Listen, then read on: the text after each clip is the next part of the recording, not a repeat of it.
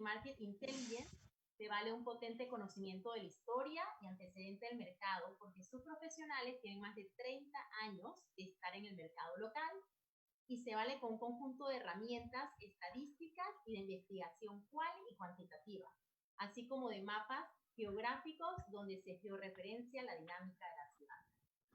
Vamos a comenzar leyendo un poquito el currículum de nuestro invitado especial, el viceministro José Batista, antes de su presentación.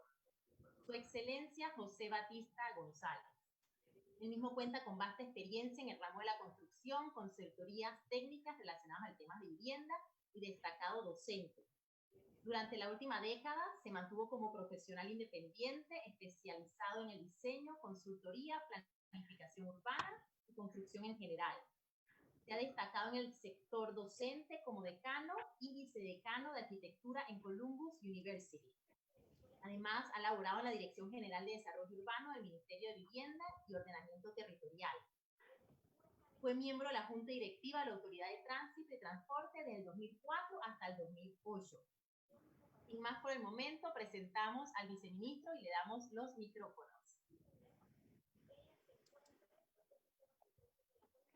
Buenas noches. Gracias por esta invitación que nos permite como institución poder transmitir lo que realizamos, las acciones que no son ajenas a ustedes. Todos los que están aquí de alguna manera se ligan a nuestro diario quehacer. El Ministerio de Vivienda y Ordenamiento Territorial, creado así desde hace 11 años, en el año 2009, tiene dos componentes. Un componente que es el Viceministerio de Vivienda y el otro que es el Viceministerio de Ordenamiento Territorial. El Viceministerio de Vivienda se encarga de atender las necesidades habitacionales de todos esos sectores que no tienen una capacidad de poder accesar al crédito bancario regular. A través de este viceministerio desarrollamos programas ya conocidos desde hace muchos años, desde los pisotechos, las viviendas de las barriadas conocidas en área San Miguelito, Santa Librada, Torrijos Carter, o en el área hacia Tocumen, como Don Bosco, y por todo el país. En la actualidad, nosotros para estos sectores tenemos programas recién estrenados que llamamos el Plan Progreso. Este plan se llama Progreso porque es programa de gradualidad en residencial social. Nosotros queremos que los beneficiarios de estos programas de vivienda se constituyen en parte de su desarrollo, porque eso los empodera. Este programa, que es una casa básica con una recámara, que trae un plano para crecimiento hasta 3 recámaras o con una opción de convertir la recámara que va hacia el frente en un local comercial.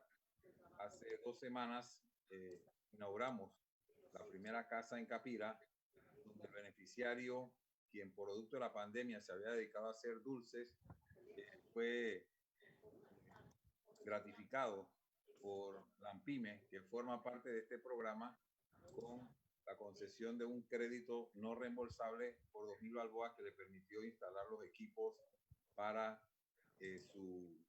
su nuevo negocio, que es una refresquería donde él puede vender sus dulces. Pero vamos al tema que nos trae esta noche. El otro viceministerio, que es el que yo liderizo, el Viceministerio de Ordenamiento Territorial, es el Viceministerio de la Relación con el Sector Privado. Nosotros tenemos 6 direcciones, en las cuales tenemos la de Control y Orientación del Desarrollo, donde se tramitan las modificaciones de uso de suelo principalmente y todas las consultas que se tengan en el ministerio por parte del sector privado. La Dirección de Ordenamiento Territorial, donde se hacen los planes de ordenamiento territorial a nivel de distritos, nacional o regional, y también donde se aprueban los esquemas de ordenamiento territorial, que son todos los planes de desarrollo para terrenos que superan las 10 hectáreas. También en esta dirección nosotros hacemos todos los trámites que tienen que ver con servidumbres. Pues como ustedes saben, el ministerio es el responsable de la creación de todas las servidumbres que luego pasan a competencia de las diferentes instituciones. Servidumbres viales al MOP, servidumbres sanitarias al IDAN, servidumbres de agua potable al IDAN también, servidumbres pluviales al MOP y servidumbres eléctricas a ETESA, como algunos ejemplos. También tenemos quizá las direcciones más conocidas por los desarrollistas, muchos de los que participan en este panel de hoy, son la dirección de ventanilla única, donde se llama la ventanilla única del MIBIOT, pero ahí se concentran todas las instituciones que aprueban los planos de urbanización en todas sus etapas, desde el anteproyecto hasta la segregación de los lotes ya para constituir una propiedad aparte, que es el producto final que un promotor espera de su desarrollo.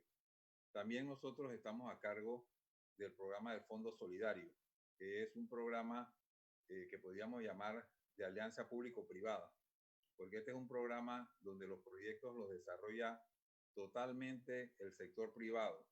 El sector privado compra su lote, contrata a los profesionales, desarrolla los planos, construye las casas, consigue los clientes.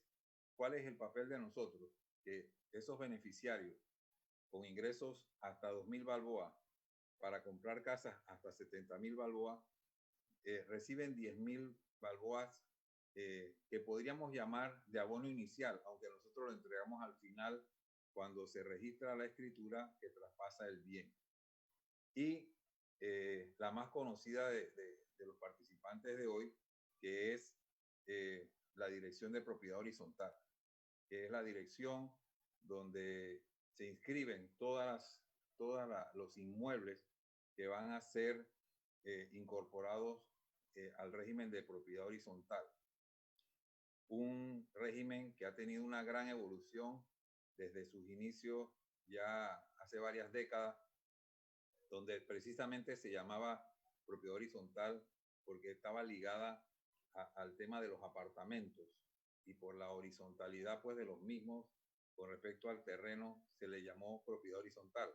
Esto ha evolucionado y nosotros podemos decir ahora que propiedad horizontal se resume a cualquier inmueble que tenga unas unidades inmobiliarias y un área común, o comparten una parte de la propiedad que es común a todos.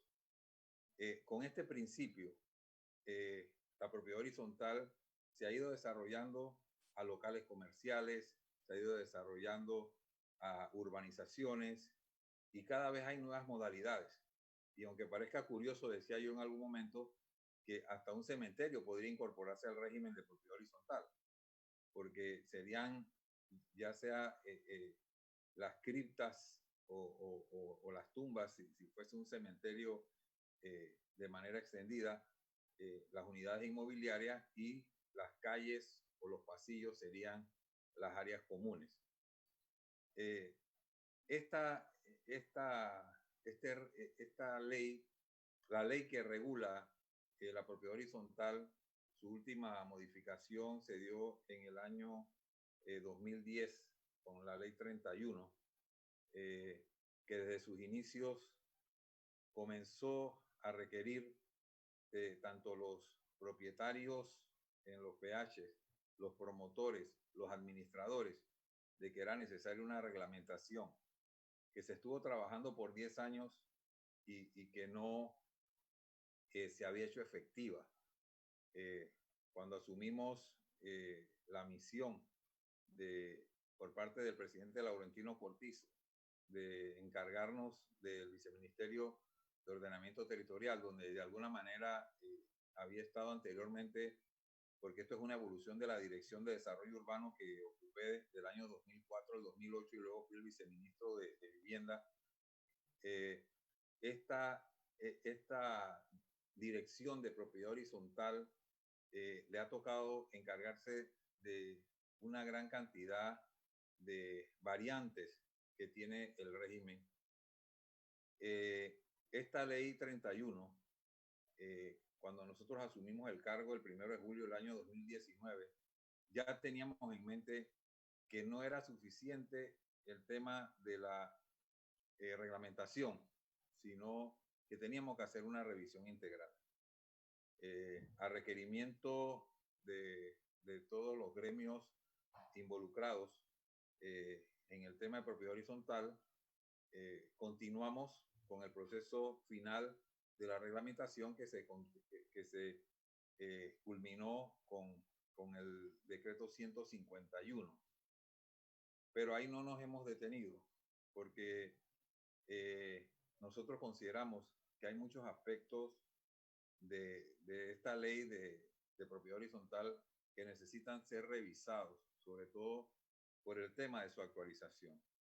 En este momento hay comisiones trabajando intensamente todas las semanas, 2 o 3 días, para lograr esta revisión integral de la ley. Solicitamos hace un mes, producto de la pandemia, por el requerimiento de la ley 31 de que deben hacerse por lo menos una asamblea en cada PH por año, y que por el tema de la pandemia y las limitaciones establecidas por el Ministerio de Salud para las reuniones presenciales era un obstáculo. Los más de 4.000 PH que hay en el país no habían podido cumplir con esta regulación, y a través del diputado Ricardo Torres se solicitó la aprobación de una ley que está ya para la sanción del presidente, que permite particularmente la celebración de asambleas virtuales. Y esto no lo debemos ver como una opción limitada a la situación de la pandemia que vivimos, sino que esto es una herramienta que nos permite, pues, posesionarnos también internacionalmente como un atractivo adicional a todas las ventajas que tiene para los extranjeros invertir en Panamá, porque con esta herramienta ellos podrán ser copartícipes de las asambleas desde cualquier lugar del mundo donde se encuentren. Nos ha tocado, en medio de la pandemia, atender diferentes aspectos de la vida de unos muebles inscritos bajo el régimen de propiedad horizontal. Lo primero fue que nos constituimos nosotros en el medio de lograr que el Ministerio de Comercio expidiera los salvoconductos para todos los colaboradores en los PHs. Era a través, pues, de nuestra dirección que enviábamos con la certificación de la existencia y comprobación de las directivas de los PH, y estos colaboradores efectivamente trabajaban en los mismos. También nos ha tocado atender innumerables consultas que nuestro director Uriel Espinosa, pues, no ha tenido descanso atendiendo consultas, sobre todo por temas de interpretación de a veces de algunas directivas o de los propietarios, de cómo se manejaban las situaciones dentro de los PH. O sea, aparte de las leyes nacionales, que es obligatorio cumplirla, toda disposición que no esté en la estructura jurídica nacional, que llega hasta los decretos del Ministerio de Salud por la pandemia, se circunscriben a lo que es para mí el alma legal de un PH, que es su régimen de copropiedad.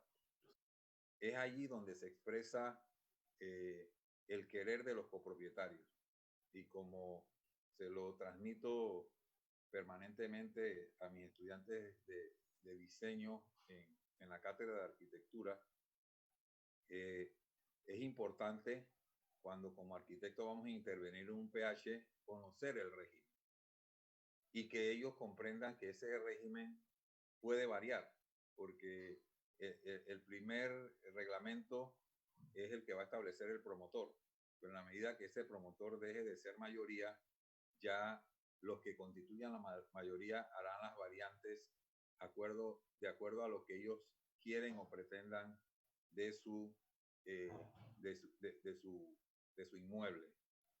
Nosotros, sobre todo, en este periodo hemos puesto énfasis al respeto y el derecho a la propiedad privada. Eso es fundamental. Y esto, pues, muchas de las consultas se daban por el hecho de que los copropietarios requerían del acceso de familiares para atención de algunos adultos mayores o la llegada de los servicios a domicilio para llevar medicinas, para llevar alimentos, y en algunos PH se quería restringir el acceso de esos familiares o de esos servicios a domicilio. Nosotros dejando claramente que el derecho a la propiedad pues es un derecho a usufructarla y que en un PH las directivas podrían imponer algunos requisitos de acceso como se ponen en cualquier negocio, de verificar la temperatura, el uso de la mascarilla, el aseo de las manos, la distancia, podían limitar que fuera un solo servicio a domicilio a la vez entrando al edificio, lo mismo con los familiares, pero no prohibir absolutamente esto. Lógicamente que esto algunas veces resultó motivo de cuestionamiento y de conflicto. Como es conocido por ustedes, pues siempre una de las consultas principales en esta época de pandemia en los PHs era el tema del uso de las áreas comunes. Entonces, definitivamente que eso estaba circunscrito a las limitaciones impuestas por el Ministerio de Salud, que determinaba cuándo se podía utilizar esas áreas comunes con los aforos indicados, el uso de las piscinas, el uso de los gimnasios, etc. Entonces, en esta época de pandemia y para llegar hasta aquí, en esta introducción, nosotros hemos tenido la base de las leyes nacionales que rigen sobre los PHs.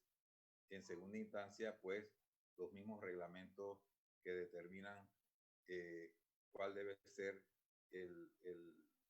los límites tanto de las directivas como de cada uno de los usuarios sin violentar su derecho a la propiedad.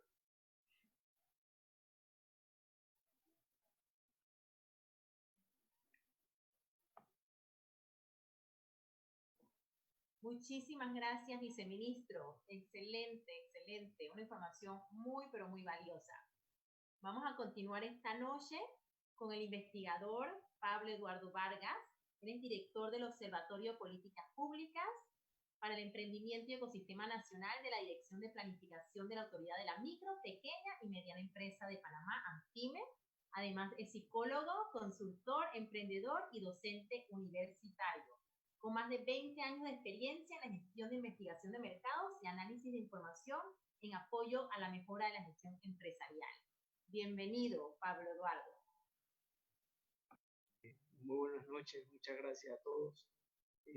Bueno, en principio podemos comenzar diciéndoles que tenemos un estudio muy interesante que se llama Vivir en PH durante la crisis sanitaria del COVID-19. En toda crisis nos permite a los investigadores estudiar al ser humano en su conducta social más profunda. En este caso estudiamos la conducta social de la convivencia en comunidad, porque la convivencia armónica en comunidad incide en los valores de venta y reventa de las propiedades. Muchos de ustedes que son expertos saben que el desarrollo inmobiliario panameño ha crecido muchísimo desde los años 90 hasta la época, y que el aumento tanto en la demanda como en la oferta de propiedades residenciales, principalmente ha crecido más en el sector de la propiedad horizontal. Recientemente ya estamos viendo una masificación de los PHs, no solo en los niveles socioeconómicos altos, sino también en los medios y en los medios principalmente.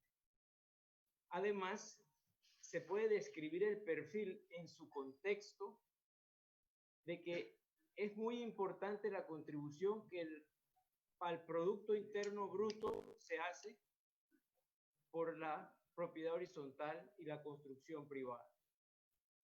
Además de la confianza que este sector genera en el sector público y que el sector público y el sector privado generan dentro de este contexto de la construcción.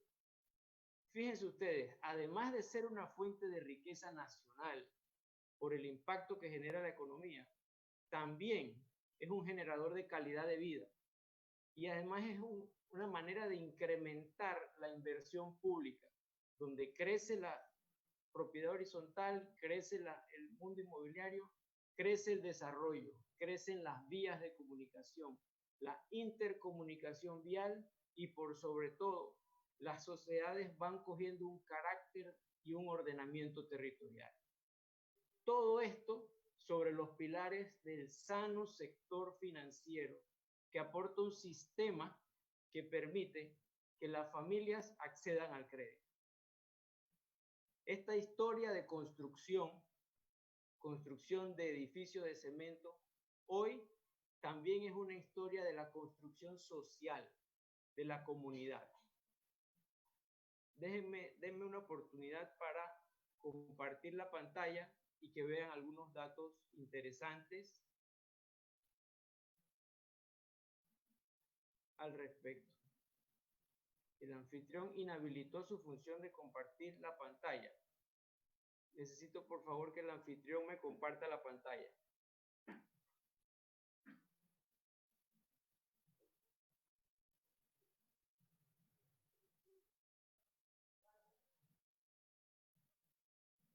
En principio, frente al primer momento en el cual nos vimos en la pandemia, el grupo Property Market Intelligence se planteó hacer un estudio ad honorem para cuantificar y explicar, así como publicar las nuevas expectativas que tenían los copropietarios en sus PHs. Estas encuestas en edificios y comunidades cerradas incorporadas al régimen de propiedad horizontal fueron aproximadamente 600 encuestas, un poco más, que corrieron por un periodo de más de 3 meses. Después, a este estudio le agregamos entrevistas en profundidad a clientes y expertos en el ramo. Y todo esto como insumo para analizarlo en el think tank analítico especializado de Property Market Intelligence. Por último, conseguimos el apoyo de 2 socios estratégicos o importantes actores estratégicos del sector, como es el MIBI, que está aquí presente, y es la Estrella de Panamá para la divulgación. Con este set de herramientas de investigación, pudimos ver esas comunidades en toda su extensión y analizarlas a profundidad. Pero ¿con qué objeto hacemos esto?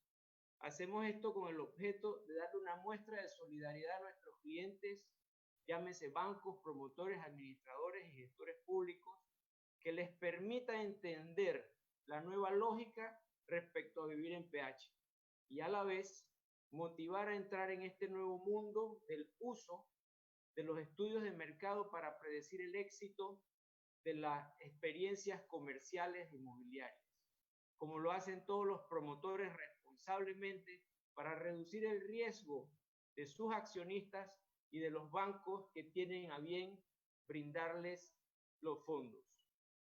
La muestra que recabamos, denme una oportunidad para ver si ahora sí puedo compartir la pantalla que vienen unas gráficas. Ahora sí. Me avisan a Belén si se ve la pantalla. Sí, fíjense, la muestra que entrevistamos, para ir un poco sucintamente, porque es muchísima la data que recogimos, el 90% de ellos son copropietarios de unidades que, dentro de regímenes de propiedad horizontal. El 38% de ellos están viviendo en San Francisco, que como ustedes saben es el corregimiento de mayor densidad de propiedad horizontal. El 21% estaba en Juan Díaz, que es el corregimiento más grande de la República.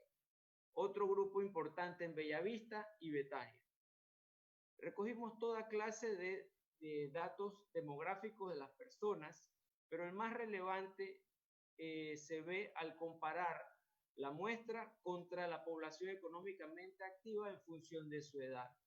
La muestra que recogimos en ese momento importante de pandemia, donde las personas se mantenían en sus casas utilizando sus celulares para cosas constructivas, llenaron las encuestas, resultó que eran personas mucho más educadas que el promedio de la población económicamente activa en Panamá. ¿Y para qué hicimos esto? ¿Qué encontramos? Encontramos un modelo de satisfacción muy interesante. Fíjense, pensábamos que hay que establecer una ecuación de satisfacción en los pH y ella está dada en función de 3 factores. El primer factor es la calidad, el segundo factor es la salud y el tercer factor es la solidaridad. Con estos 3 factores se crean los residenciales felices. ¿Y para qué necesitamos residenciales felices? Necesitamos residenciales felices, uno, para que las personas vivan en mejor convivencia, pero dos, porque también es importante que esos residenciales felices que viven en armonía son bienes inmuebles que no pierden precio y se plusvalizan. ¿Para qué es esto útil en el mundo comercial, del mundo inmobiliario, además de darle paz y buena forma de calidad de vida a sus clientes? Primero, porque eleva la percepción hacia la calidad del promotor y del administrador. Aquellos regímenes de propiedad horizontal armónicos tienen más posibilidades de mejorar la calidad que ofrecen a sus clientes. Luego, ofrecen más satisfacción con respecto a los productos y a los servicios que le brindan y producen, por ende, mayor lealtad hacia la marca de aquel promotor que brinda estas propiedades o aquel administrador que las administra.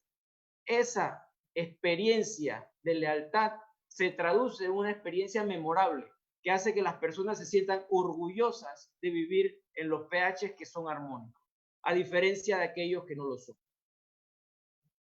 Ahora analicemos los 3 factores que mencionamos en antes en particular. La solidaridad, por ejemplo, que es la definen los encuestados como el acatamiento de las normas y que la comunidad sea socialmente responsable.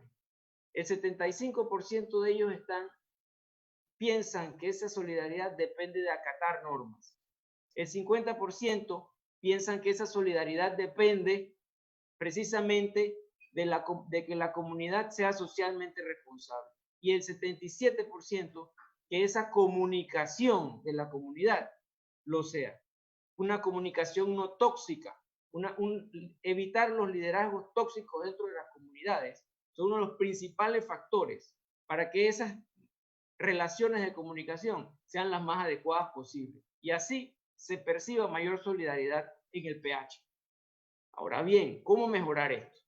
Bueno, vamos a mejorar esto si logramos inculcar medidas de solidaridad y de seguridad en vez de imponerlas con medidas coercitivas que resultan siendo multas y rompiendo relaciones entre los copropietarios. Desarrollar planes de concientización para los copropietarios es importante para que esta solidaridad nazca desde adentro. Y sobre todo el máximo respeto a los más vulnerables dentro de las comunidades. Aquellos más vulnerables en el caso del COVID eran los que estaban enfermos del virus, pero en otras ocasiones van a ser los más viejitos o van a ser alguien que tenga algún ser humano que viva con alguna discapacidad. Y por último, mejorar las formas de comunicación que podrían ser desde meter tecnología hasta manejar, entrenar y explicar cómo son las mejores formas de comunicación cuando estamos hablando de grupos. Por ende, la mayoría considera que la solidaridad que vivimos en los PHs no es espontánea ni voluntaria, sino que depende de normas. Y esto se amarra con el factor salud, porque para que haya salud se deben cumplir con procesos, protocolos y normas desde la perspectiva de los encuestados.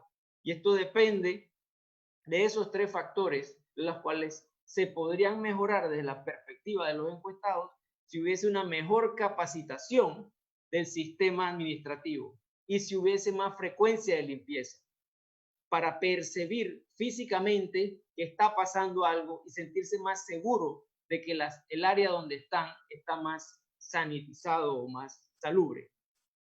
Por último, mantener hasta cierto punto y donde sea posible las restricciones a los visitantes, a las reuniones y a los eventos. Esto, en conclusión, para el segmento objetivo, representa que se va a preservar la salud con mejores procesos, recursos y protocolos. Sin embargo, es menos importante para la muestra el factor de las normas vecinales. De esta diferencia de jerarquías entre los factores, se puede entender o deducir que las personas primero piensan que la situación de salud se va a lograr gracias a normas y protocolos, y en segunda instancia la conducta propia, cuando todo el aparato gubernamental, todo el aparato social, todo el aparato de los grupos cívicos nos están llamando a la atención que la salud comienza principalmente por uno mismo. Ahí hay un elemento, una oportunidad de mejora importantísima en los administradores y las firmas inmobiliarias que desarrollan nuevos productos inmobiliarios de PH. Buscar la manera de que el ser humano que vive dentro de los PHs se le inculque la vida del PH como una vida en comunidad diferente y sepan convivir entendiendo, entre otras cosas, que la salud comienza por sí misma. Es allí donde la comunidad del PH va a entender aquello que nos decían nuestros abuelos. ¿Quién es tu hermano, tu vecino más cercano? Porque así como nos cuidamos nosotros, estamos cuidando al resto. Y en los números que salen en las encuestas, se ve claramente que aunque racionalmente decimos que todo comienza por nosotros, en la realidad de la leyenda, la gente está poniendo más prioridad en los factores externos que en la conducta de ellos para resolver el tema de salud. La calidad de vida, el último de los tres factores, es entendido como que tenga el PH unas finanzas solventes y un buen servicio. Ese servicio que la gente dice, wow, en el PH, me sentí bien, resolvieron esto, me están dando algo antes de que ni siquiera piense que lo necesito. Las finanzas en un 67% es importante.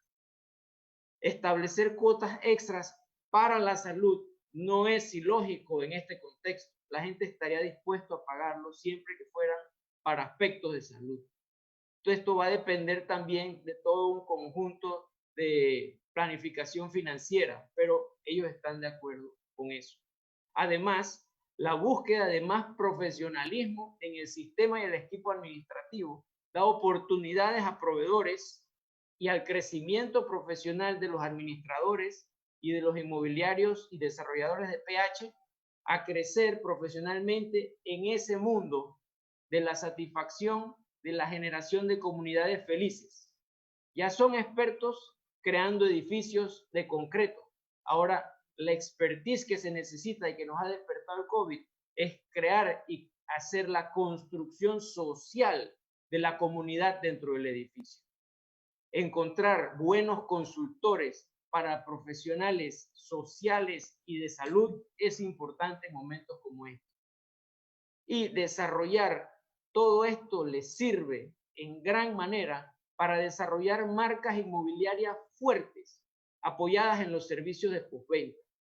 Aquellas inmobiliarias que tienen marcas fuertes porque hacen esfuerzos en el desarrollo de esta construcción social son más fáciles de vender a largo plazo proyectos grandes y sus productos muchas veces son mejor vistos que los productos de aquellas inmobiliarias donde los edificios que han hecho no están en una armonía dentro de la construcción social de las personas que viven dentro. Podemos concluir entonces que la gran mayoría de los copropietarios de los PHs creen que la calidad de vida de un PH pasa por las mejoras en la finanza de la comunidad y dudan un poco de que el actual sistema de administración sea el principal protagonista de que se resuelva el problema de salud, solidaridad y calidad de vida, dando la oportunidad que desde afuera del PH o los administradores se mejoren profesionalmente para poder llevar a cabo esta tarea para la cual nadie estaba preparado. Por último, en este primer factor, vale la pena recalcar que un 25% de las personas realmente están pensando en salir de su PH por causa del COVID y de la situación en que viven. Claro, en un mercado del comprador como el que estamos viviendo y con las dificultades de mudarse a otro PH o a otra casa, obviamente no va a ser muchas las personas que realmente están pensando en salir o mudarse de un PH a otro tipo de vivienda. Pero es muy importante que se puede cuantificar la cantidad, 25%. No es un número a lo loco, está cuantificado científicamente. Para preservar la salud vecinal entran en juego los protocolos y los procesos. Y obviamente establecer y acatar las normas con la salvedad de que hay una gran oportunidad para el mundo del inmobiliario, de que encuentren las personas la necesidad de que los cambios que se logran en una comunidad armónica surgen de las personas dentro del PH, evitando liderazgos tóxicos y problemas que todos vivimos a diario en este tipo de edificios. La mayoría, por ende, considera que esa voluntariedad no es espontánea, sino es forzada. Y además de forzada, coercitiva, porque la voluntariedad y la solidaridad surge muchas veces porque se hace una multa de no cumplirse. Lo interesante de todo, para acabar con esta lámina, es que estamos dentro del territorio del desarrollo sostenible. Aquel desarrollo que solo se logra cuando hay crecimiento económico, que ya lo tenemos, cuando hay crecimiento social, que es el que estamos buscando con las mejores comunidades, y ambiental, llámese ambiental ecológico o ambiental en el área donde nos movemos. Y esto lo sustenta muy bien el Programa de las Naciones Unidas para el Desarrollo, el PNUD, donde esbozan una serie de medidas que nos llevan hacia allá. Y es precisamente esta forma de convivencia, el PH, un lugar donde la comunidad se estructura mejor para beneficio de objetivos de desarrollo sostenible, por ejemplo, el número 3, garantizar la vida y la vida sana de las personas. El número 8, el tener un desarrollo económico sostenido, inclusivo y sostenible. Además, la infraestructura resiliente, así como que fueran seguras y resilientes. Y por último, que exista gobernabilidad. Por último, que se creen las alianzas entre los protagonistas importantes, sector gobierno, sector privado y academia, para poder llevar adelante mejores procesos que lleven a la mejor convivencia en los PHs. Y ojalá en el futuro podamos ver proyectos de propiedad horizontal regidos por regímenes de propiedad horizontal dentro de las viviendas de más bajo precio del país. Porque es allí, en esa participación ciudadana que se produce en las comunidades, donde se comienza a generar la democracia participativa. Con esto los dejo porque vienen muy buenas presentaciones ahora del marco regulatorio que brindan esta necesidad de armonía dentro del PH y en los precios y el benchmark y nuevas formas de tasación inmobiliaria, producto de que hay nuevas formas de valoración de las comunidades. A nadie le gusta vivir en comunidades que son problemáticas y es precisamente esos problemas los que afectan la tasación o el precio de los inmuebles. Muchas gracias, Ana Belén, por la oportunidad Y muchas gracias a todos y todas. Muchísimas gracias a usted, señor Pablo Eduardo. Información valiosa realmente la que ha compartido con nosotros en la noche de hoy. Le quiero recordar a todos los participantes que están con nosotros en la noche de hoy que posteriormente van a poder ver el webinar en las páginas de las redes sociales de la Estrella de Panamá. Vamos a continuar y tenemos el agrado de contar con la presencia del ingeniero Walter Luxinger en la noche de hoy. Él es el presidente de la empresa B&L Commercial Value. Esta empresa es de avalúos inmobiliarios, inspecciones financieras, estudios de impacto ambiental, estudios de mercado, peritajes, desarrollo de nuevos negocios. Además, el ingeniero Walter ha participado del 2000 al 2015 como gerente de desarrollo de nuevos negocios en la Autoridad del Canal de Panamá. Y además ha participado de 1985 hasta el 2000 en la Comisión del Canal de Panamá.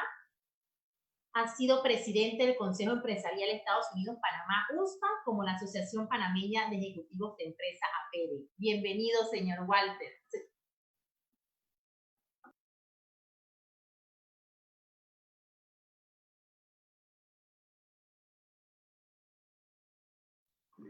Buenas noches a todos, gracias a Narelén por la presentación, Pablo. Excelente presentación. Como dije, esta encuesta se basó, no midió valores propiamente de Babalu. Ha habido muchas presentaciones donde yo he estado y medimos un poquito la tendencia de precio. Yo voy a tocarlo un poquito al final. Por efecto del tiempo, yo me voy a dedicar a cuáles son los factores cualitativos en base a la encuesta que hizo la empresa nuestra y Pablo específicamente, que incide en un valor de un pH que, si bien no, para los estándares internacionales de evaluación, no están específicamente regulados. Yo creo que se deben tomar en cuenta a la hora de comprar un pH. Entonces yo empiezo tres aspectos. Primero, los aspectos generales.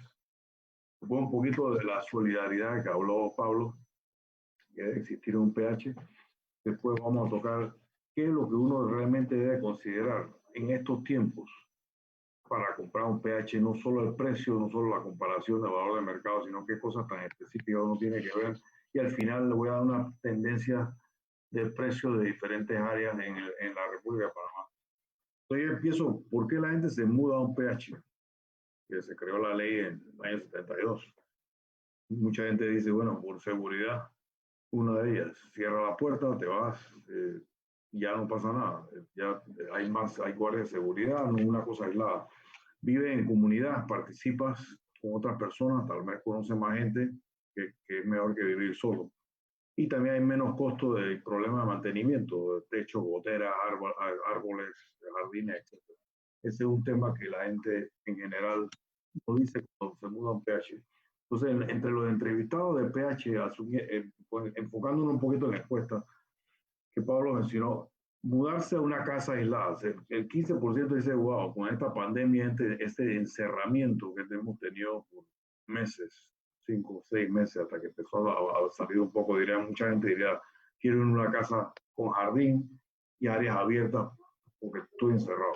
Eso fue un 15%. Otro 25%, y no es sumado, son diferentes, no es que son el 40% que se quieren mudar, sino un 25% dice, me quiero mudar a otro pH que tenga un balcón más grande, que es como lo hacían antes, en la época de los 70. Después lo hicieron sin eso y la gente sufría mucho.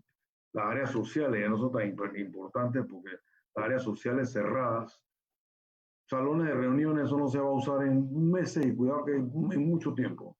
La gente, si es piscina y áreas abiertas, a lo mejor sí con los protocolos actuales sí se pueden usar más. De ambas personas, ¿qué quieren ahora mismo con este COVID?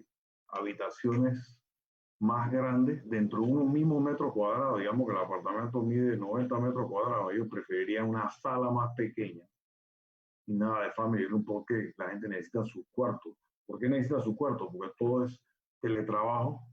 Los estudiantes universitarios todo lo hacen por horas. Yo diría que estudian hasta más que antes.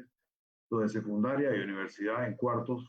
La gente está en conferencias todo el día, está en los congresos y está en las asociaciones, ya no sale de la casa. O sea que necesitan más un área privada en una casa y menos área de sala. La localización geográfica ya se vuelve un factor, yo diría, no crítico. Siempre es bueno estar cerca de los metros y las estaciones, pero ya mucha gente que vive en el oeste, ya muchas compañías dicen, ven 3 días a la semana o ven 2 días a la semana. Entonces ya eso cambia un poquito la demografía del tráfico. Luego, cuando haya el metro dentro de 54 meses, que ya se adjudicó el contrato hoy, sería otra cosa. Entonces, las áreas del oeste van con un menos costo por metro cuadrado, entonces la gente busca un lugar más accesible, ya el tráfico ya no es un factor primordial, porque aunque hubiera tráfico son 2 o 3 veces por semana.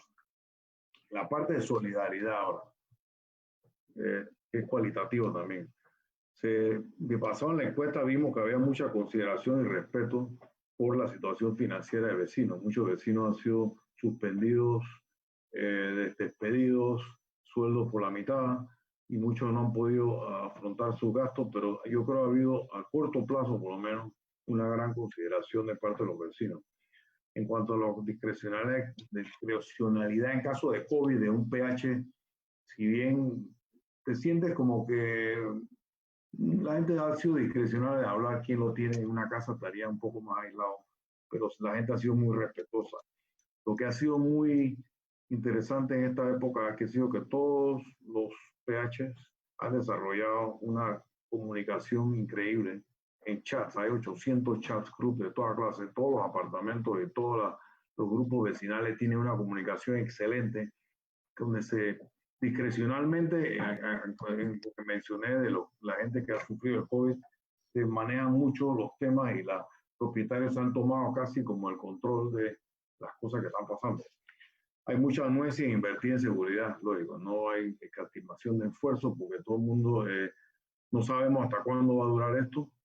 En Europa hay rebrotes, si lo estamos viendo, en Panamá hay un relajamiento ahora mismo, pero yo he visto en muchos PH que sí se maneja un protocolo de seguridad bastante intenso, para mi sorpresa, y no se permite la entrada a cualquiera. Luego la pandemia, que no sabemos si va a ser, yo diría, el 2022, realísticamente, hasta que estemos fuera de esto. Pero digamos que fuera hasta junio 30, que es cuando extendieron la ley de moratoria, va a haber un momento como que la gente va a esperar que haya más solidaridad en cuanto a los gastos de mantenimiento. La solidaridad no va a seguir para siempre. Todos tenemos que contribuir porque si no el edificio, si no hay cuota de mantenimiento, no puede haber problemas potenciales. Entonces, cuando uno va a considerar un pH hoy en día, ¿qué es lo que uno tiene que ver? Yo diría una de las cosas más importantes es los estados financieros. Okay. Los estados financieros del pH es algo súper importante que muy poca gente ve cuando va a comprar un pH. Tú puedes comprar un edificio lindo que esté hecho de oro, estuco, de marfil, pero si el edificio no tiene fondo, porque no hay reserva para gastos imprevistos, los gastos de las cuotas de mantenimiento, hay gente que debe $2,000, $3,000, $4,000, no va a tener reserva para gastos, a veces no hay cobertura de póliza de incendio adecuada. Nuestra empresa hace eso, lo ha estado haciendo para los pH para que estén cubiertos. Eso es bien importante verlo y yo creo que casi nadie lo ve cuando está viendo un edificio. Esa es la salud de un pH. La otra cosa, el profesionalismo de la administración. Hay una alta rotación de administradores en Panamá. Yo cada vez oigo más de administradores que fueron despedidos por malos manejos, y no hablando de la incompetencia totalmente, pero simplemente no lo manejan bien. Hay muy poca confianza en la administración. Según la encuesta de Pablo, 13% de las personas solamente confían en la administración. La mayoría dice que la administración no estaba preparada para esta pandemia y por los grupos chats y la comunicación de los vecinos, prácticamente los propietarios se han tomado el control para que las cosas funcionen bien. Los protocolos de higiene y seguridad, como vimos, sí hay que verificar la eficacia cuando uno ve potenciales edificios que uno quisiera comprar.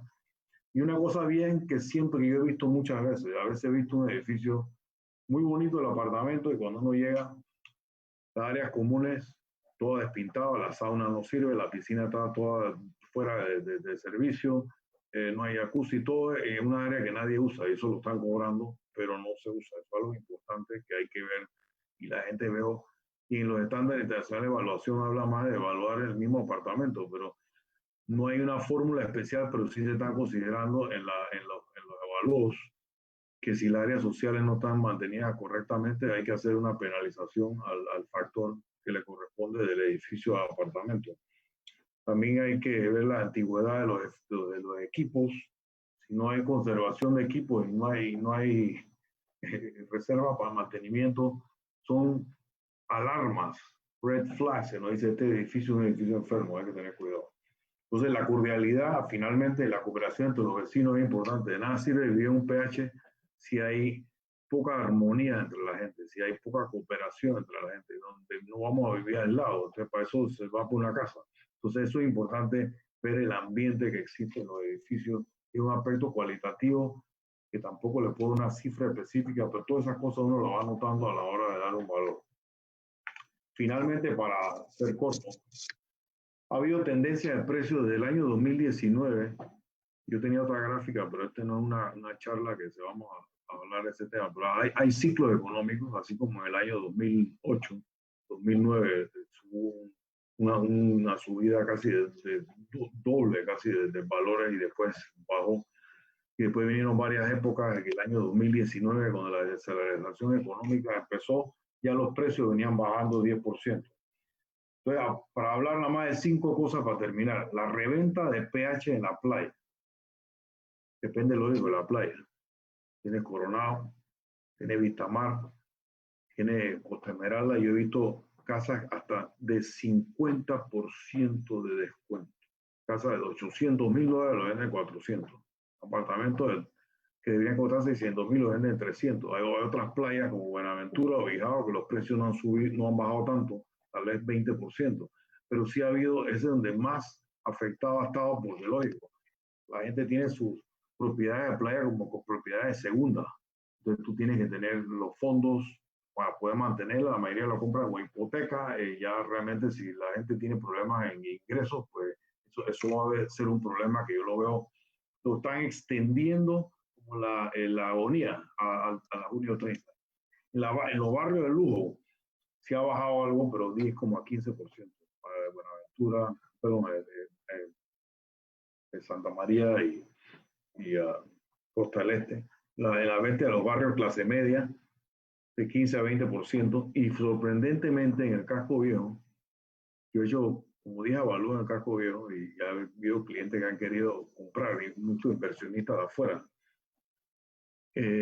Los dueños de locales en el casco viejo no quieren bajar los precios, inclusive lo quieren subir.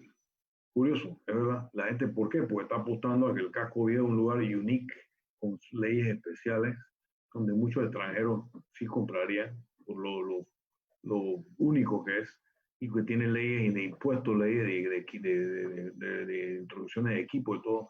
Ahí no hemos visto un cambio muy grande. En los alquileres mucha gente está alquilando, bajando el precio a lo más que da, porque quieren cumplir por lo menos la hipoteca. Mucha gente tiene 2 o 3 apartamentos que lo usaban de negocio y están bajando los precios de alquileres a que le cubra la hipoteca y el mantenimiento. Entonces los precios de alquileres también han bajado 10-15%. Hay que ver los bancos cómo reaccionan ante eso. La moratoria se ha extendido. No hemos analizado en esta encuesta ese tema. Yo creo que sería una función de otro webinar de eso, cuando veamos más pero yo veo un problema grande porque mucha gente ha dejado de pagar y lo que van a pagar después es intereses, ¿no? El capital no lo va a poder pagar y a lo mejor ni siquiera el principal. Entonces, el mundo, como dije, el mundo ha cambiado. No sabemos cuánto más tiempo vamos a vivir en esto. Es un momento que los bancos mismos tienen que amarrarse la correa, porque tenemos que estar preparados para, tal vez lo peor no ha llegado. Lo peor iba a ser el 31 de diciembre, ahora lo han extendido a junio 30, y quién sabe cuando venga junio 30, no sé qué va a pasar. Así que es un momento que es un buyer's market. Los que tienen propiedades, si las van a vender, pues van a venderla a precios reducidos. Así que bueno, eso es parte de mi presentación. No quise entrar mucho en el aspecto cuantitativo, pero yo creo que hay aspectos importantes que ver a la hora de comprar un PH.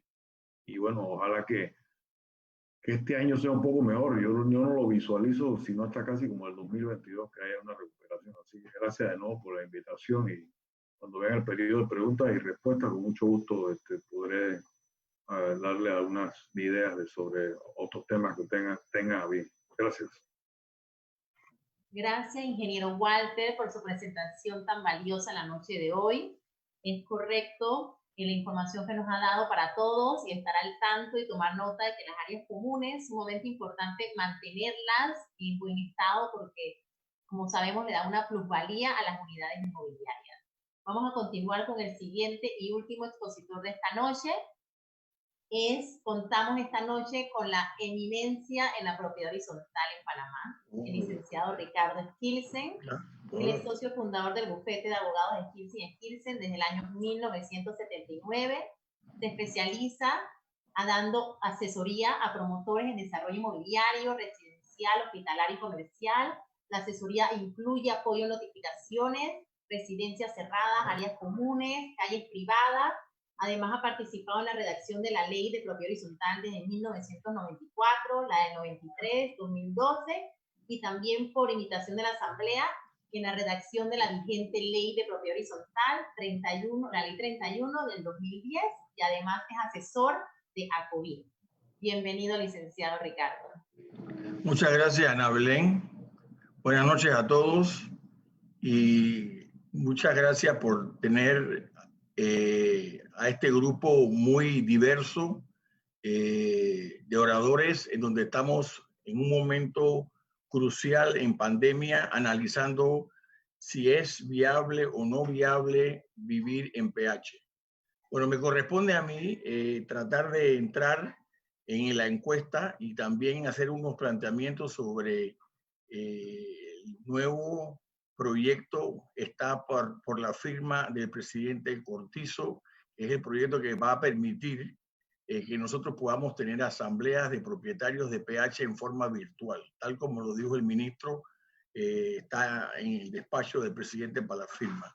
Antes que entre yo en el tema de las asambleas virtuales y la posibilidad de seguir trabajando en los PH, me corresponde pues hacer también un análisis un poco diferente al que hizo Pablo Vargas con relación a la encuesta, pero sí hay que relacionar el pensamiento de los propietarios hoy día en pandemia con relación a la convivencia, tanto con sus familias, en sus unidades privadas, como también compartir los espacios en las áreas comunes con los vecinos y tener una comunidad feliz.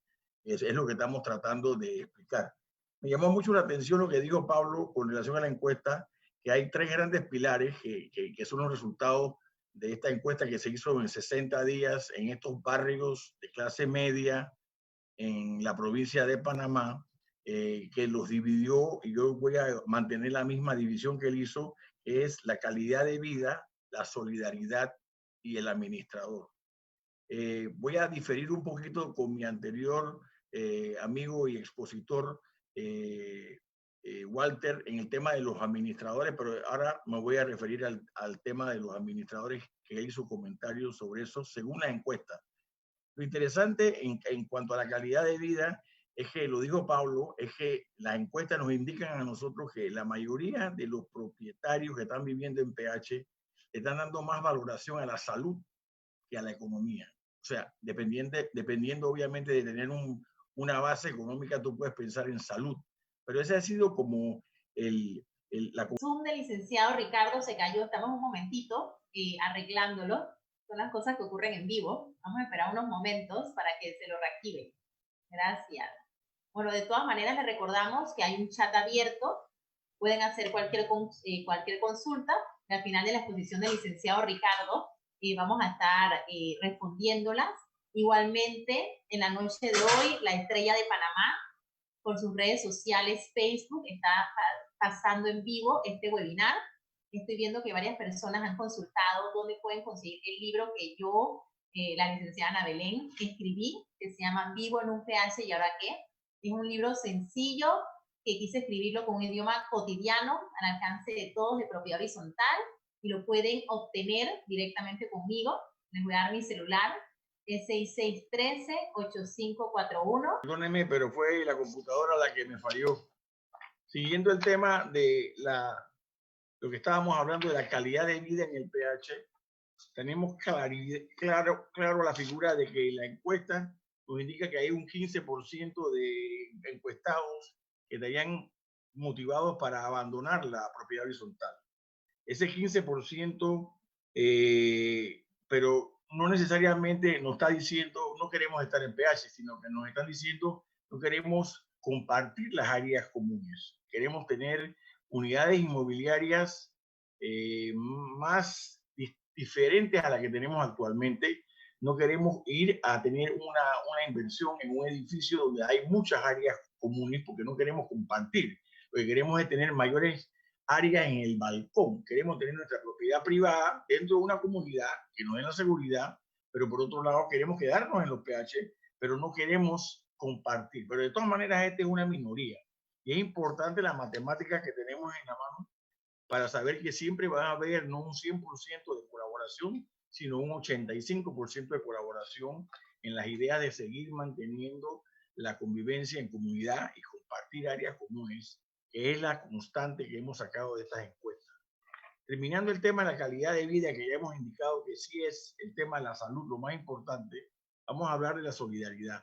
Tal cual se dijo antes por parte de Pablo Vargas, la solidaridad es una oferta, y también lo mencionó Walter, es una oferta que se está viviendo casi en un 80%, pero ese 80% en cuanto al aporte que hace la familia con relación a compartir las comunidades con sus hijos y con los demás propietarios y vivir bien y usar la piscina solamente hasta un 25%. Esa colaboración que hace el propietario la hace en función de que hay una sanción. Esa es la conclusión que nosotros hemos llegado en la encuesta. No es espontánea, no es voluntaria, es una propuesta de colaboración condicionada a que el MINSA no me sancione. O sea que no puedo tener más del 25% de participación en el uso de la piscina. Mis hijos no pueden ir de repente a ciertas áreas en la época aquella que teníamos de un confinamiento un poquito más agresivo. En términos generales, sí hay la solidaridad, pero falta la educación. Yo pienso que esta pandemia ha educado a mucha gente a que si no es espontánea esa solidaridad va a venir poco a poco a llegar. Ciertamente tenemos en las encuestas que el 57% manifestaron que están interesados en controlar el ruido. Mire, el 57% en la solidaridad no está mal, que están conscientes de que en este momento de pandemia estamos todos en casa, no puedo poner música alta. O sea que hay un ambiente, a mi juicio, de educación que va avanzando y pienso que va a terminar positivo poco a poco, de que antes había mucho individualismo y ahora hay un poquito más de interés de apoyar al vecino. El tema de los animales domésticos, también hemos tenido en la encuesta preguntas y hemos escuchado respuestas que hay un 44% de apoyo de que, bueno, si yo tengo un animal y tengo un perro y salgo con el perro a las áreas comunes, pues yo tengo que ayudar a la limpieza de lo que mi animal hace. Estamos hablando del 44% consciente. ¿Qué pasa con el otro 56%? Bueno, eso no están tan conscientes. Así que ahí tenemos un debate de que la solidaridad no viene natural, pero viene creciendo poco a poco. Esta encuesta nos lleva al tema de la administración. Ciertamente, como se dijo, y lo dijo también Walter, mi anterior expositor, no había mucha simpatía a favor del administrador al principio, pero al principio de la pandemia, ¿quién sabía cómo atender el tema del COVID-19?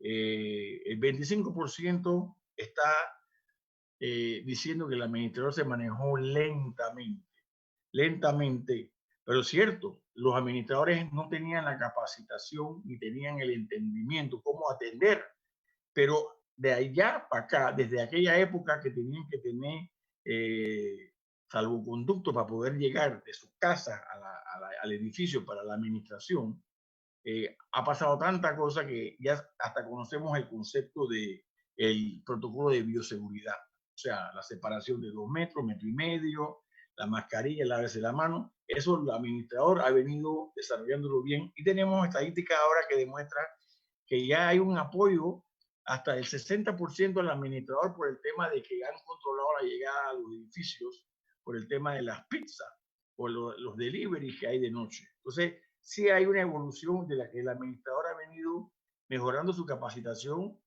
Tenía también que capacitar entonces a los conserjes en el manejo de la garita de seguridad y ya hay como un poquito más de apoyo hacia el administrador, que su función no está mal.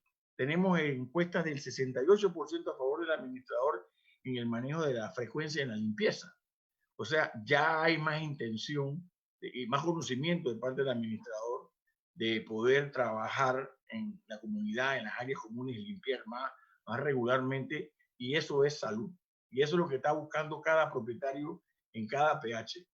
Ciertamente yo tengo que decir que a mi juicio los PH han parado, son una barrera para la expansión del virus. ¿Cuántos casos positivos de COVID-19 tenemos en los PH? O sea, en términos de estadística, habría que ver, pero el manejo de las colectividades y el profesionalismo de los administradores nos ha llevado a tener un control del desarrollo del COVID, y este virus tan nefasto que tenemos actualmente no ha llegado a tantos PH. Hay mucho control por parte de los administradores y por parte de la garita de seguridad. Todo esto me lleva al tema de que sí, para tener mejor servicio de salud y mejores protocolos de bioseguridad, tenemos que tener mayor aporte económico.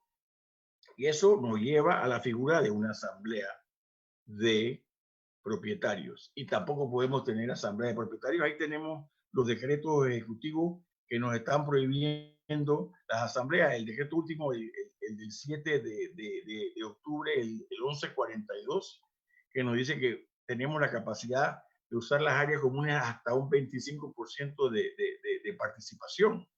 ¿Qué significa eso? Que tenemos una limitante en tener reuniones de todos los propietarios. ¿Cómo hacemos asamblea? ¿Cómo cambiamos una cuota? ¿Cómo mejoramos el sistema de limpieza? Pues a través de asamblea. Entonces, esto nos lleva a la figura de la asamblea virtual. La asamblea virtual es un verdadero avance nacional, lo dijo el ministro. Somos uno de los pocos países que tenemos en el tapete un proyecto de ley ya aprobado en 3 debates en la asamblea para legalizar en una forma bastante clara, con 5 artículos que se refieren en la ley, el tema de las asambleas virtuales. No es fácil porque tenemos que tener unos sistemas tecnológicos que sean fiables, que sean validables ante una reclamación entre partes. Entonces, el proyecto 428, que ya pasó el debate en la asamblea y está por firma, y lo más seguro que va a estar firmado prontamente por parte del presidente, porque nadie se opone a eso, nos va a permitir tener asambleas virtuales, y las asambleas virtuales o no presenciables nos van a permitir a nosotros tener cambios en la cuota de gastos comunes, porque eso se aprueba a través de una reforma también al presupuesto, y nos van a permitir también tener cambios en las juntas directivas que son necesarios por parte de la asamblea. Son elementos importantes en la asamblea. Y la reforma de los 5 artículos que tenemos en la ley 31 actualmente vigente es porque había un artículo en la ley 31 que decía que el quórum, para contar el quórum en la asamblea, tenía que ser presencial. Ahí teníamos la limitación. Ese artículo ha sido modificado y ahora tenemos entonces un proyecto de ley bastante moderno y que va a permitir tener todo tipo de plataformas que pueden ser utilizadas por los propietarios, como el Zoom actualmente. El Zoom puede ser uno, y así tenemos Teams, que es otro de Microsoft, y podemos tener varios otros metodologías, y no hay límite. No hay límite en el uso de las plataformas. Lo único que la ley actualmente está diciendo es que cualquier asamblea que se desarrolle tiene que tener audio, video. porque hay que tener la prueba de que si hay alguna impugnación de parte de algún sector en la Asamblea con relación a lo que se dicta en el acta, que hay que levantar el acta, puede ser entonces muy valiosa esa videograbación para debatir esa reclamación que pueda tener una minoría con relación a una toma de decisión en una asamblea. Interesante, y para concluir, es que hay 3 temas importantes en las asambleas. Uno es la convocatoria, otro es contar el quórum presente, y también tener metodología para contar la votación. ¿Cómo se va a contar la votación? Esos son métodos que existen, y como hemos tenido una relación con Colombia, Colombia es el único país en América Latina que tiene, pero un artículo, que es el artículo 42 en la ley que tienen ellos del 2000, en donde establece la posibilidad de que se hagan las asambleas virtuales. Obviamente tienen un decreto que regula la materia, pero Panamá va a tener 5 artículos que van a definir cómo se va a manejar el tema de la asamblea en una forma legítima. Obviamente no es una ley maravillosa, como nada es maravilloso, pero tiene mucho avance, y estamos seguros que vamos a hacer un pilar de consulta de toda América Latina para que la gente se copie en nuestra creatividad de tener asamblea en este momento que estamos en pandemia, y ahí el mundo va a ser infinito. Vamos a seguir desarrollándonos en forma digital. Así como dije que habían 3 elementos importantes en la asamblea: uno es la convocatoria, otra es el quórum y la votación, y el final es el acta. Y el acta tiene que estar entregada en 10 días. O sea que ahora tenemos más control de la ley para que todos los propietarios se vayan verdaderamente informando de cómo se tomaron las decisiones, y si hubieron aumentos o no aumentos en la cuota de gastos comunes, que se apliquen rigurosamente esas obligaciones. En términos generales, yo pienso que esta encuesta y esta pandemia nos ha ayudado a comprender cómo convivir, y a comprender que la solidaridad no viene fácil. Hay que buscarla, hay que apoyarla, y tenemos un gran futuro adelante. Muchas gracias, Ana Belén, por la invitación. Están llegando unas consultas de propiedad horizontal, así que la vamos a leer, pero ya sería lo último para culminar. La primera sería: ¿quién puede ayudar con desborde de aguas servidas en la acera de un PH? Yo me imagino que sería para el licenciado Rico. Ajá, ya escuché la pregunta, con mucho gusto.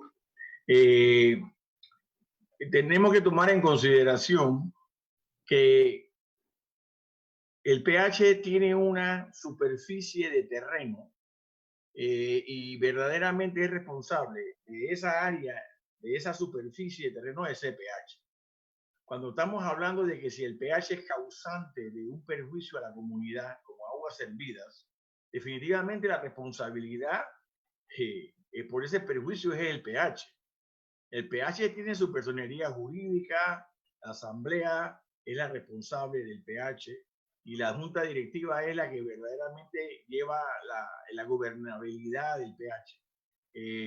Ellos deberían de inmediatamente resolver el problema, porque no pueden estar contaminando al vecino. Es una responsabilidad del pH. ¿Quién puede ayudar? Definitivamente las autoridades competentes deben de hacer una inspección, levantar una acta, demostrar que verdaderamente esa agua servida nace del pH, y sancionar al pH. Obviamente las autoridades tienen que entrar en hacer, pero hay que levantar una acta para verificar que en las aguas servidas, aquellas que se están aduciendo, salen del pH, en efecto salen del pH. Es un tema técnico, hay que buscar una acta, una inspección, y levantar un control de esa situación, y si el pH es el causante, el pH es el responsable.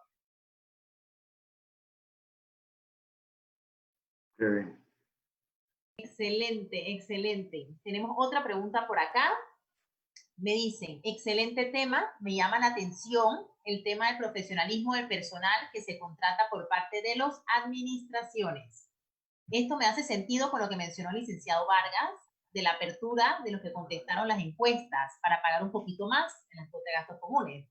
Sin embargo, me pregunto si esto lleva a que haya una frecuencia más elevada de capacitación a todo el personal, y además capacitación de calidad para ellos. Me imagino que se refieren a capacitación para los administradores. La pregunta no la entendí. Yo podría decir algo también. Yo personal, yo también viví en PH en un tiempo, al principio, recién casado. Yo era presidente de economía y llegué a ser administrador de un PH. Entonces, PH realmente, cualquiera piensa que puede administrar un PH y es una cosa que es como un malabarismo. Hay que realmente manejar muchas cosas a la vez, tanto el personal como el equipo, el elevador, las bombas de agua, mantenimiento de los techos y todo. O sea que realmente no es no es que capacitación, uno debe buscar un administrador de PH que sea administrador de empresa, que es algo técnico. Yo creo que ese tema, a menos que Ricardo tenga otra opinión, pero yo pienso que el problema es que la mayoría de los administradores son improvisados. Cualquiera piensa ¿Por qué no oigo aquí nada? Bueno, esa es mi opinión, que no... Yo estoy hablando. Profesionalismo. Sí, Ricardo, estamos escuchando. ¿Yo puedo hacer comentarios? Dale un comentario. Yo traté de hacerlo primero. Perfecto, yo hago un comentario. El tema de los administradores, definitivamente hemos concluido que se requiere más profesionalización. Ya tenemos 2 asociaciones que conozco que existen en Panamá que están capacitando a los administradores. Esta pandemia nos ha llevado a tener también conocimiento sobre salud. Eso también le corresponde a los administradores. Definitivamente que las capacitaciones tienen un costo y los PH van a empezar a tener que ayudar y financiar la educación de sus administradores. ¿A dónde vamos? Obviamente, algún día pronto, como en Sudamérica, estamos hablando de Colombia, estamos hablando de Chile, Argentina, el administrador es una persona idónea, es un profesional idóneo, toma cursos y los municipios en cada distrito le otorgan idoneidad año por año. Tienen que tomar todos los años cursos y allá, en estos países hermanos de Sudamérica, el administrador es un profesional. Pero es otra figura, obviamente, porque inclusive allá el administrador es el representante legal del PH. Acá en Panamá, como Puerto Rico y algunos otros países del norte, el representante legal y el presidente es un director, es una persona, un propietario. En otros países el administrador no es un propietario, pero tenemos una realidad que es la nuestra. La nuestra nos mantiene la figura, en la mayoría de los casos, de nuestras tradiciones de 40 años, en donde vamos a mantener al presidente siendo propietario, directamente vinculado con el PH, interesado en que se mantenga las áreas comunes y que se mantenga la plusvalía de la propiedad. Pero el administrador, que es un profesional, debe de tener más capacitación y para allá vamos. Eso vendrá, y la reforma que habló también a la ley 31 que está en la asamblea, que habló también el viceministro, va a fortalecer la figura del administrador. Y quién sabe, vamos encaminándonos a que el administrador sea un profesional idóneo, como el plomero que es idóneo en manejo del gas. No es cualquier plomero el que sabe manejar el tema de la especialidad del gas. Hay plomeros idóneos, pueden haber perfectamente administradores idóneos. Muchísimas gracias. Aquí veo otra pregunta y pienso que con eso cerramos el Congreso. Me dicen que agradecen por la información de las asambleas virtuales, porque ese es el tema ahorita mismo, que está el boom y todo el mundo consultando si se puede, si no se puede, cómo va a funcionar a futuro, y el licenciado Ricardo nos explicó. Aquí preguntan sobre las asambleas virtuales. ¿Se permite también que entre copropietarios se puedan reunir virtualmente para decisiones cuando no estén de acuerdo con el manejo de la junta directiva? Bueno, eso es un tema muy interesante. Definitivamente la ley 31 no va a cambiar tal cual se tiene. La asamblea es la máxima autoridad. Mientras la asamblea no exista, es la junta directiva la que lleva el gobierno hasta la siguiente asamblea. Pero como también está contemplado en la ley 31, el 20% de los propietarios pueden pedir, siempre y cuando estén al día en sus cuotas de gastos comunes, pueden solicitar por modo propio, directamente pueden convocar a una asamblea para algo específico, el 20%. Lo que sucede es que si el 20% decide no convocar a una asamblea y a esa asamblea va el 20% y no logran el 51%, no pueden cambiar a la junta directiva. Porque la ley exige exactamente que para modificar la junta directiva tiene que tener el 51% de votos favorables de aquellos propietarios que estén al día. En consecuencia, eso de las asambleas virtuales no van a variar la ley 31. Van a permitir que se den asambleas virtuales, pues de acuerdo con la que tenemos, con las regulaciones del Ministerio de Salud, que nos prohíbe tener presencia de más del 25% de capacidad en el área. Pero las asambleas es verdaderamente el único ente debidamente convocado y los que convocan a una reunión de asamblea, de acuerdo con la ley, son los directores y el administrador. Esos 4. Pero como algo excepcional, por el 20%, para buscar algún proyecto particular. Pero nunca van a poder elegir nueva directiva del 20% porque no tienen el 51%. No es inscribible en el registro público del cambio. O sea que siempre la mayoría de los propietarios va a mandar. Y ese es un principio fundamental en todo PH. El 51% manda, no el 20%, que puede convocar para tener algún tipo de decisión administrativa. Muchísimas gracias. Muchísimas gracias por tan valiosa información. Bueno, vamos a culminar, pero antes de eso queremos recordarles a todos que pueden ver nuevamente este congreso, que estará grabado en las redes sociales de Facebook de la Estrella de Panamá, y agradecerles a todos, principalmente al viceministro, en la noche de hoy por su presencia, a la Estrella de Panamá, y a todos los asistentes por acompañarnos en esta noche tan especial de la propiedad horizontal. Gracias a todos por acompañarnos. Buenas noches. Hasta luego, gracias, viceministro, por atender.